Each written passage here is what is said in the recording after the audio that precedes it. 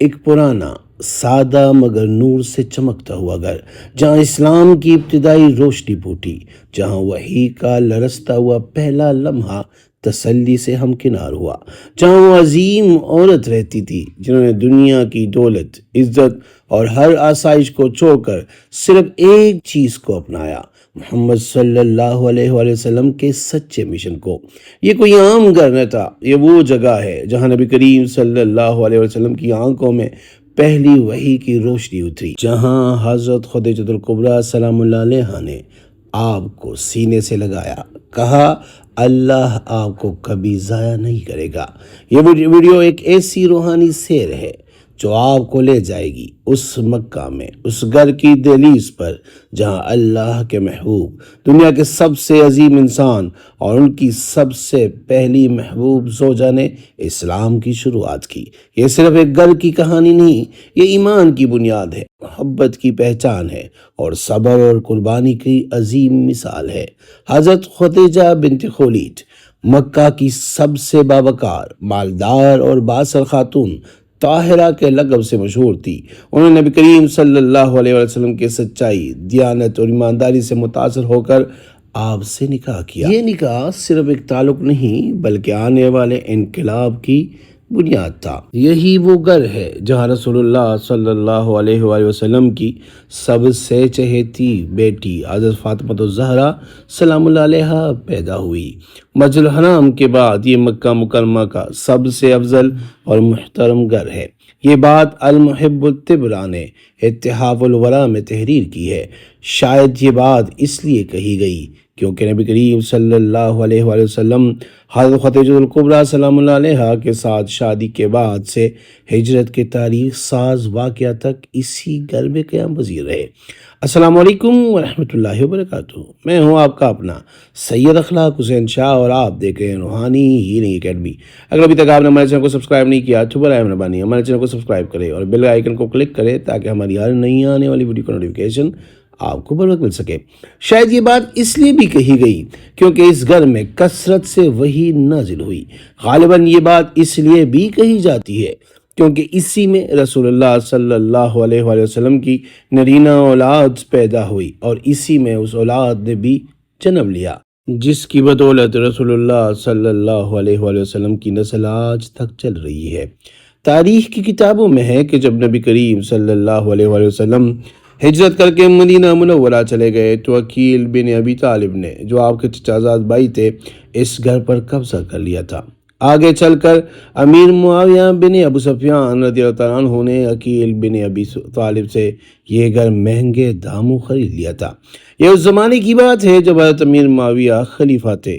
انہوں نے اس گھر کو مسجد میں تبدیل کر دیا تھا۔ تاریخی واقعات نویس بتاتے ہیں کہ دار ختیجہ یا مقام رسول کی حدود متعین ہے، کبھی اس میں کوئی تبدیلی نہیں ہوئی۔ معاویہ بن ابو سفیان نے اس میں ایک اور دروازہ کھولا تھا جس کا رخ ابو سفیان کے گھر کی طرف تھا۔ یہ دروازہ اب تک قائم ہے۔ یہ وہ گھر ہے جس کی بابت رسول اللہ صلی اللہ علیہ وآلہ وسلم نے فتح مکہ کے دن کہا تھا کہ جو شخص ابو سفیان کے گھر میں پناہ لے گا وہ محفوظ ہوگا۔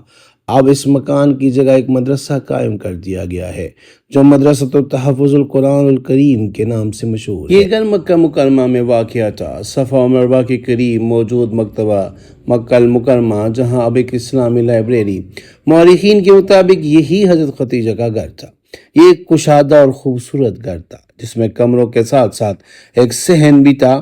اسی گھر میں نبی کریم صلی اللہ علیہ وآلہ وسلم نے وحی کے بعد آئے اور عبادت کی اور اللہ کا پیغام پہنچانے کی تیاری کی۔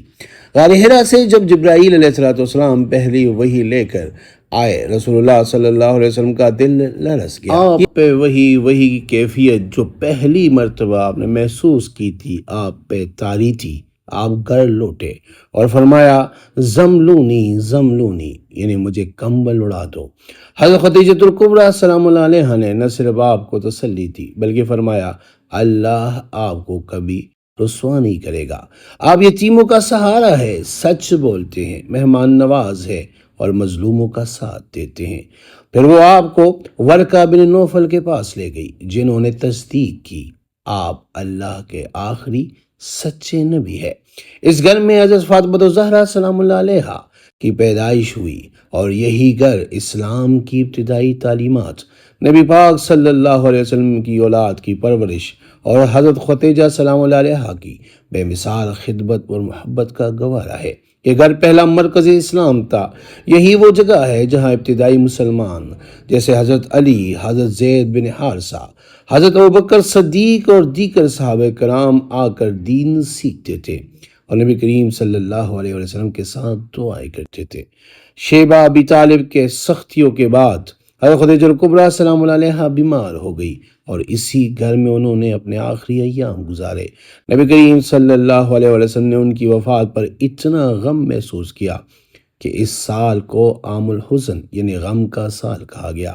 آج اگر کوئی مکہ مکرمہ جائے تو مکتبہ مکہ کے مقام پر کھڑا ہو کر سوچ سکتا ہے، یہی وہ آنگن ہے، یہی وہ چھت تھی جہاں سے رحمت کے فرشتے اترے، یہی وہ مقام ہے جہاں عشق الہی نے گھر کی دیواروں کو بھی متبرک کر دیا۔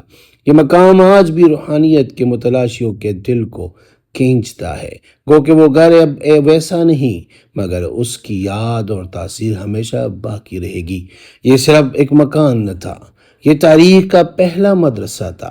یہی وہ جگہ ہے جہاں اسلام نے سانس لینا سیکھا۔ یہ حضرت خدیجہ الکبریٰ سلام اللہ علیہا کا یہ گھر قیامت تک قربانی، ایمان، وفاداری اور سچائی کی سب سے اعلیٰ مثال رہے گا۔ اگر آج بھی دل میں سوال ہو کہ سچی محبت کیسے ہوتی ہے تو حضرت خدیجہ الکبریٰ سلام اللہ علیہا کے گھر کو یاد کرو۔ میری دعا ہے اللہ پاک ہم سب کو بار بار حرمین شریفین کی باردب حاضر نصیب فرمائے۔ اللہ پاک اس ویڈیو کو جو بھی دیکھیں ان کے دل کی تمام جائز مرادیں پوری فرمائے اور اللہ پاک ہر کسی کو مشکلات، سختی اور پریشانیوں سے محفوظ رکھے۔ آمین۔ جزاک اللہ۔